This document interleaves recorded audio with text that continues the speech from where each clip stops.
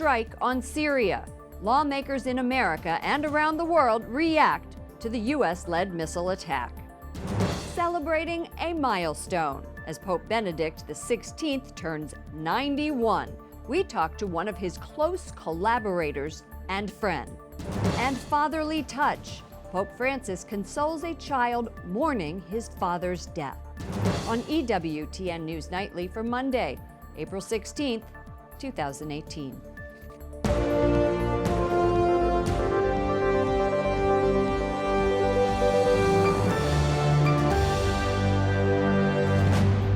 Good evening from Washington, D.C., and thank you to those of you joining us from around the world for news from a Catholic perspective.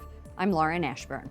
World leaders are reacting to this past weekend's U.S.-led missile strike on Syria and are considering what to do next. The UN says it might be adding sanctions against Russia, which is seen as enabling Syrian President Assad.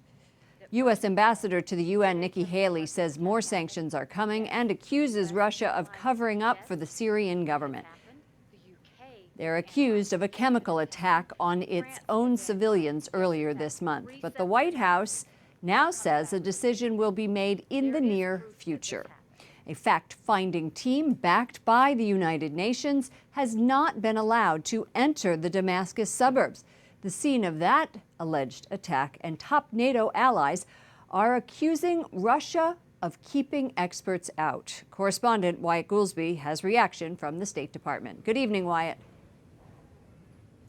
Good evening, Lauren. Officials here are worried Russia may have tampered with evidence in the same neighborhood where the Syrian government allegedly dropped toxic gas. But the Syrian government is claiming victory, and it also claims to have the support of its own people. Hundreds of Syrians rally in Damascus in support of their government. Syrian state TV highlighting demonstrators who say their country stood up to the West over the weekend. Other protests around the world haven't been so orderly. Police in Athens, Greece had to use tear gas against a communist student organization trying to pull down a statue of President Harry Truman. The United States, the UK, and France say despite the protests, launching missiles by air and sea against Syria was justified. That has significantly degraded and crippled the ability of Syria to conduct chemical weapons attacks and a chemical weapons program against innocent civilians. The Pentagon released this photo of a research facility where the Syrian government allegedly created chemical weapons before the airstrikes. Most of it was reduced to rubble. Notre engagement militaire en Syrie. French President Emmanuel Macron says he persuaded President Trump to launch the airstrikes as punishment for an alleged chemical weapons attack. Dozens died in that attack. Macron calls it retaliation, not an act of war. In favore della pace in Syria. Pope Francis says he's deeply disturbed by the international community's failure to come up with a common response to the crisis. On Sunday, the Holy Father called on all people of goodwill to pray for peace and appealed to political leaders to help justice prevail. The Pope's comments came the same day Russian President Vladimir Putin issued an ominous warning. He says if there are any more airstrikes against his ally, Syria's president, there will be chaos. The Russians and the Syrians still deny the chemical attack. They say their investigators on the ground have found no trace of any poisonous gas, but State Department spokesperson Heather Nauert says the U.S. has plenty of evidence the Assad regime has been involved in chemical attacks, and our allies agree. Lauren. Correspondent Wyatt Goolsbee reporting from the State Department. Thank you, Wyatt. Some lawmakers say it's too early to call Friday's strikes on Syria a win. We did a strike a year ago for that same purpose, and it was deemed a success, but the chemical weapons have continued to be used. So I think it's impossible to say at this point that the mission has been accomplished. Members of Congress from both parties want to discuss the next options for the military action in the region. President Trump's personal lawyer appears in court over an FBI raid of his home and office. The Department of Justice says Michael Cohen is under criminal investigation. They are also looking into his payment to an adult film actress before the 2016 election. That actress, Stormy Daniels, made an appearance in the courtroom today. Cohen's lawyers say the FBI search violated attorney-client privilege. At least 2 people are dead following fighting between Afghan troops and Pakistani forces. The skirmish took place yesterday near the disputed border between the 2 countries. Each side blames the other for starting the fighting. Pakistan and Afghanistan are separated by a line drawn by British rulers in 1896. It has been a source of tension for decades. Innocent. That's what the U.S. government says about an American evangelical pastor on trial in Turkey for terrorism and spying. Turkey and the United States have been long-term allies. His being held where he's innocent is an impediment for our relationship moving forward. Andrew Brunson is from North Carolina but has lived in Turkey for 23 years. The 50-year-old was arrested in the aftermath of 2016's failed coup attempt and faces up to 35 years in prison. He denies any wrongdoing. The family of a U.S. resident facing 7 years in jail in China is pleading for his release. 58-year-old John Chow was arrested 1 year ago after working as a missionary in neighboring Myanmar. His eldest son, Ben, says his father is innocent and being used as an example by the communist nation. 3 survivors of clergy sex abuse in Chile will meet with Pope Francis next week. They say they accepted the invitation so the Holy Father could personally apologize for having discredited them during his recent trip to Chile. They'll stay at the Vatican Hotel where Francis lives. Britain's Court of Appeal has ruled against the parents of a terminally ill toddler who are seeking permission to take him to a Vatican hospital for treatment. Alfie Evans, now 23 months, is in a semi-vegetative state. Courts have ordered life support to be withdrawn. The Holy Father prayed for Alfie this Sunday and says such situations are very painful and complex. Pope Benedict is celebrating his 91st birthday today with his brother and the Swiss Guard Band. To mark the occasion, the Vatican released a video highlighting key moments in his life.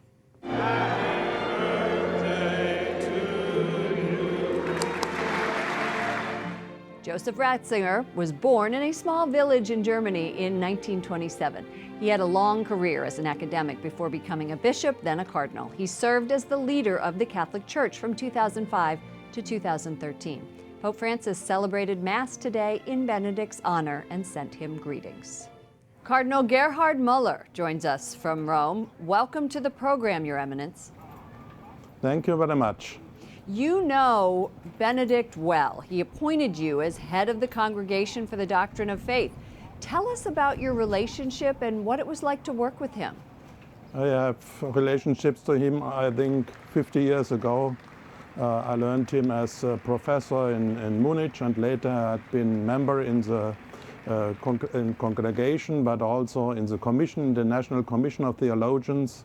And though I was during 50 years in vivid contact with him, especially about his theology, and now actually I'm the editor of his complete works, and I think he's a very, very important theologian, a church father for the church of yesterday and today and for tomorrow. What does stand out to you about his papacy? His papacy was, I think, a very important time, and he gave us so important encyclicals, especially about God is love and God is hope, the hope for every Christian. And he marked the center of the Christianity, that God is love. He revealed himself in his Son, Jesus Christ, and gave us the Holy Spirit. And therefore Christianity is not only a religious, subjective feeling of the good of the world or the love for the neighbor, but Christianity gives us hope in this life and beyond this, the existence in this world, in the eternity. And that is the destination of everybody to become son, daughter of God, friend of God, and then that is a deep dignity of everybody which we never have to lose. Did you ever think that there would be a pope and a retired pope at the same time? No, I couldn't imagine, and I couldn't believe it on this day when they announced that the Pope will retire. And for me, a theologian, is a certain problem. But I think the problem is resolved because we have only one Pope. But it's not so easy to imagine to have a retired Pope, because that's nearly never happened in the history or in our history in the recent times. Cardinal Gerhard Müller, a German cardinal and friend to Pope Benedict. Thank you for joining us. Thank you very much to Washington. Coming up, Democrats and Republicans alike are sending good wishes to a former First Lady. And a bishop agrees to a request from budding filmmakers at a Catholic high school.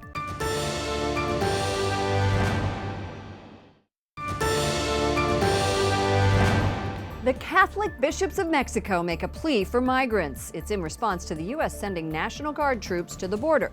In a statement, they say, for each immigrant wounded in their dignity and rights, Jesus Christ is crucified again. As we told you earlier, the world is weighing in on the U.S.-led missile strikes in Syria. But one leader's comments earned pushback from the White House. French President Emmanuel Macron today clarified his remarks about U.S. military involvement, saying he never said the U.S. would remain there long term. The White House wants to withdraw troops from Syria within the next 6 months. Joining me now to make sense of all of this is Claire Lopez, Vice President for Research and Analysis at the Center for Security Policy. You also served at the CIA for 20 years. Yes, I did. Thank you for having me. Glad to be with you here. Very, very impressive. After Friday's strikes against Syria, President Trump used that famous term, mission accomplished, which is associated with George W. Bush's end of airstrikes in Iraq, in the Persian Gulf. Yet Ambassador to the UN, Nikki Haley, is saying that the involvement in Syria isn't done. Based on your experience, what do you think that means? We have to understand that the purpose of those strikes this past Friday night was very specific, and it was to knock out as much of the heart of Bashar al-Assad's, Damascus's chemical weapons capability. And so what was hit? 2 military bases from whence planes take off to drop chemical weapons, and most importantly, a facility called the Scientific Studies and Research Center, SSRC, outside of Damascus. That place, a kind of a campus with many buildings and labs, was the hub of Damascus's research and development effort for not just chemical weapons, but biological weapons, where Iranians, North Koreans, and Russians worked with Syrians on those heinous weapons. Yet we are hearing in news reports that all of the chemical weapons are not disintegrated, destroyed. And we also saw on Sunday that Bashar al-Assad struck against his people, not chemical assault, but airstrikes and against civilians. That's what workers are saying. Right. So the Trump administration is making very clear, through Ambassador Nikki Haley and other spokespeople too, that the purpose of the strikes, again, is not to intervene in this internecine Syrian civil war. That's not our job. It is not our purpose, but rather to degrade as much as possible Damascus's ability to develop, to research, to deploy, to use chemical weapons against international treaty, the Chemical Weapons Convention, the OPCW, Organization for Prohibition of Chemical Weapons. No, we could not possibly get all of it, but that research center, the SSRC, was tremendously important to knocking down that capability. Moving forward, investigators are not being allowed in, and they say that they're being blocked, and the White House is now going to issue sanctions against Russia. We're hearing that may be on hold. Tell me, is it possible, really, that we will see those sanctions? Well, remember what I said, that SSRC center was the hub of operations for many nations that are helping Damascus with its chemical and biological weapons programs. Russia is one of them, although likewise a signatory to the Chemical Weapons Convention. But what was going on at that place, the SSRC, directly was seen in the attacks in Duma, this attack of last week or so. It's got Russian fingerprints all over it. If indeed that was sarin, it was some kind of a nerve gas, apparently, plus also chlorine, a more commonly available industrial chemical. Russia's complicit. And keeping the inspectors from the OPCW from going in to take samples, which degrade kind of rapidly over time, they don't persist, will impede the OPCW inspectors from getting the evidence they need against not just Syria, but the Russia other countries, and Russia Iran and Iran. North Korea, et cetera.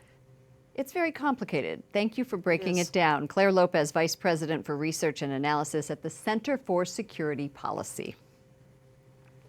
Former First Lady Barbara Bush, who was reported in failing health over the weekend, is grateful for everyone's prayers. Her family says she is in great spirits. A spokesman says she has decided not to seek additional medical treatment and will instead focus on comfort care. Barbara Bush is 92 years old. She is one of only 2 first ladies who was also the mother of a president. Thousands of runners braved the cold and rainy weather for the 2018 Boston Marathon. An American woman won for the first time since 1985. For the men, a runner from Japan took first place. And a Catholic runner from the Archdiocese of Hartford beat his personal goal. You know, my running itself, I consider a gift from God. I'm grateful for it. And to be able to still be able to do something like this is a very rewarding for me. That's Father Ryan Lerner, who ran a 2-hour, 49-minute marathon, beating his 3-hour goal. He says he thinks of 3 things each time he laces up: to glorify God, make it an offering for others, and to get through in one piece. He runs an hour a day to clear his mind and to pray. Up next, the Catholic high school uses social media to make a request of a bishop. And heavenly question. Vieni da me e dimmi all'orecchio. The Pope helps a young child worried about his father.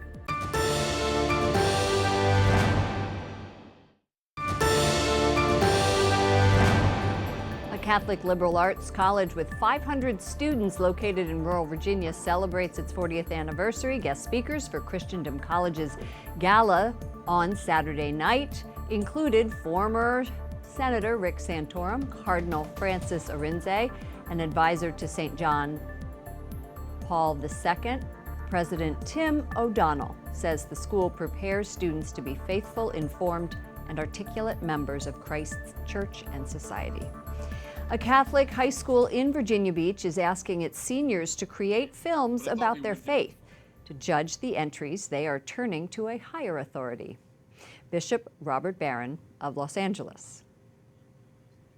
We are the senior class of Bishop Sullivan Catholic High School, and welcome to our school. Bishop Robert Barron of Los Angeles was contacted by teens in a video letter. This was on Twitter. He was asked to choose the winners, and they chose him to choose the winners because they liked his video series entitled Catholicism, Pivotal Prayers. Their teacher says that video request involved every single senior and took 300 hours. The speed at which he responded was a little bit surprising to me, but I thought we would get a response. I wasn't sure if it'd be positive or negative, but I guess I was hopeful. He seems like a very, very generous and charitable guy, so I was hopeful that he would, and I'm very pleased that he has. The topics of the students' videos include: why do nuns wear habits? And why is the Tridentine Mass so popular? The winner will be announced at a graduation Mass in June. A Catholic husband, father, and teacher murdered in Madagascar in 1947 is beatified. Lucian Bodovasoa was killed because of his faith during political unrest. The Vatican says he taught his students to live in peace with others. Beatification is one step away from possible sainthood. And finally tonight, Pope Francis meets with parishioners of a church in Rome and has an emotional encounter with a little boy whose father recently died.